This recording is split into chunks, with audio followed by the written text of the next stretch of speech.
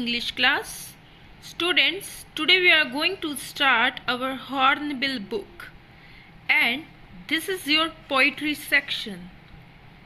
And here is poem number 1, a photograph, that is written by the poetess Shirley Tolson.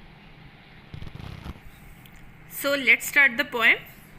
The cardboard shows me how it was when the two girl cousins went paddling, each one holding one of my mother's hands, and she the big girl, some 12 years or so.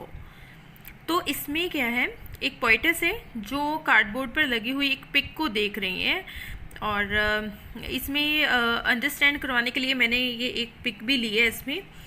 तो इस pick में क्या है, 3 girls हैं। इसमें से जो एक गर्ल जो सबसे बड़ी है, जिसकी एज 12 इयर्स है, वो पोइटेस की मदर हैं, लेखिका की मदर हैं। और साथ में जो ये 2 गर्ल्स हैं, they are cousins of her. वो क्या कर रहे हैं, वाटर में पैडलिंग कर रहे हैं। पैडलिंग का means walk in water, water में चलना। और उन्होंने पोइटेस की मदर का हाथ पकड़ा हुआ है।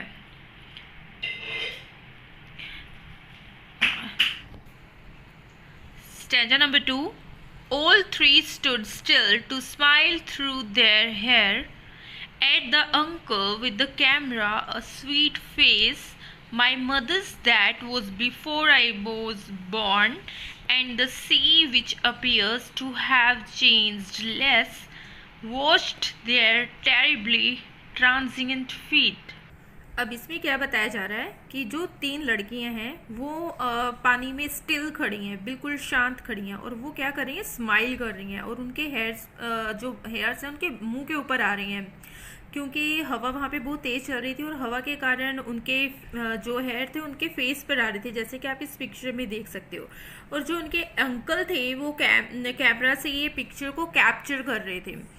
और जो मदर का फेस था वो बहुत ही स्वीट नज़र आ रहा है। और पोइटेस बताती हैं कि जो ये पिक ली गई थी उनके मदर के अंकल के द्वारा, वो तब की पिक है जब जो पोइटेस है वो बॉर्न भी नहीं हुई थी, उनका जन्म भी नहीं हुआ था। मीन्स उनकी ये मदर की पिक के बारे में वो बता रही हैं वो अपनी, कि उनकी जब मदर 12 इयर्स की थी वो अपने अंकल के साथ और अपनी 2 कजन्स के साथ सी पे गई थी। वहाँ पे वो अपनी हॉलीडेज एंजॉय करने के लिए गई थी, और उनके अंकल ने वहाँ पर उनकी पिक्स ली थी। तो उस पिक के बारे में वो बताती हैं कि जिस टाइम ये पिक ली गई थी उस टाइम वो बॉर्न भी नहीं हुई थी, जन्म भी नहीं हुआ था उनका। और वो कहती हैं, वो यहाँ पर एक कंपैरिजन करते हुए बताती हैं कि जो इस पिक में सी नज़र आ रहा है वो क्या हो गया है, अब बहुत कम ही चेंज हुआ है, बहुत कम चेंज हुआ है। और जो उनकी मदर है या और उनकी जो कजिन्स हैं वो काफ़ी चेंज हो गई हैं, बिकॉज टाइम पास के साथ जैसे जैसे टाइम पास हुआ वैसे वैसे जो मदर की जो पोइटेस की मदर हैं वो भी एज में बढ़ती गई, लेकिन जो सी है वो जैसे पहले था वैसा ही अब है। तो यहाँ पर एक पोइटेस ने कंपैरिजन भी किया है कि किस तरह से जो एज फैक्टर है वो उसके कारण उनकी जो मदर है वो एज्ड हो गई, लेकिन जो सी है वो वैसा ही है जैसे जब पोइटेस की मदर छोटी थी तब जैसा था वैसा ही अब है। पोइटेस बताती है कि पिक में दिखाया गया है कि किस तरह से जो वाटर है, सी वाटर है, वो पोइटेस एंड उसके कजिन्स के जो फीट हैं उनको वॉश कर रहा है। लेकिन अब रियलिटी में क्या है कि जो उनके जो फीट हैं वो भी इस दुनिया में नहीं रहे हैं, मीन्स वो भी वॉश्ड अवे हो गई हैं, means they are dead now. तो ये एक तरह से उस टाइम में और जो प्रेजेंट का टाइम है उसमें ये चेंज आ गया है। Some 20-30 years later, she would laugh at the snapshot. See Betty and Dolly, she would say, and look how they dressed us for the beach. The sea holiday was her past, mine is her laughter, both dry with the labored ease of loss. अब यहाँ पर second phase की बात की गई है। इस poem में एक्चुअली 3 फेज़ हैं। जो हमने पहले स्टैंजर्स रीड किए हैं उनमें बताया गया है कि वो जो स्नैपशॉट थी वो तब ली गई थी जब जो पोइटेस है उसका बर्थ भी नहीं हुआ था।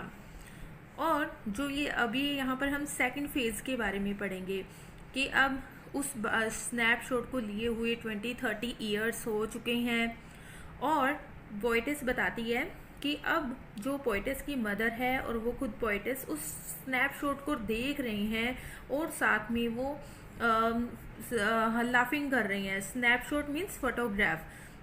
पोएटिस की मदर बोलती हैं कि देखो जो बैटी एंड डॉली हैं वो स्पेशल ड्रेस में तैयार हुई थी for the beach holidays. Sea holidays के लिए बैटी एंड डॉली नेम थे पोएटिस की मदर की कजन्स के। तो आपने ये नेम्स भी याद रखनी है, बैटी एंड डॉली। ये जो सी हॉलीडे थी ये पोएटिस की मदर के लिए एक पास्ट था, लेकिन जो लेखिका है उसके लिए जो उसकी पोएटिस की मदर की लाफ्टर है वो पास्ट बन गई है।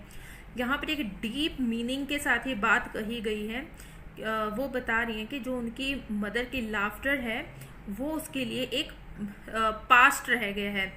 मीन्स उनकी जो मदर है उनकी डेथ हो चुकी है। बोथ ब्राई विद द लेबर डीज of loss. Both means poetess and mother, जो ये दोनों हैं वो दोनों चिंतित हैं। ब्राई मीन्स चिंतित हैं, डिसअपॉइंटेड हैं, क्योंकि जो उनको लॉस हुआ है। अब कौन सा लॉस, यहाँ पर किस लॉस की बात कर रही हैं? अभी हमने पिछली लाइन में पढ़ा है। अब जो लेखिका है पोएटिस जो है उसके लिए लॉस क्या है? उसकी मदर की डेथ। ये उसके लिए एक बहुत ही बड़ा लॉस है। और जो पोएटिस की मदर है उसके लिए लॉस क्या है? जो उसकी यादें हैं, जो उसकी बीच हॉलीडेज थी जो उसने स्पेंड की थी, वो एक पास्ट बनकर रह गया है।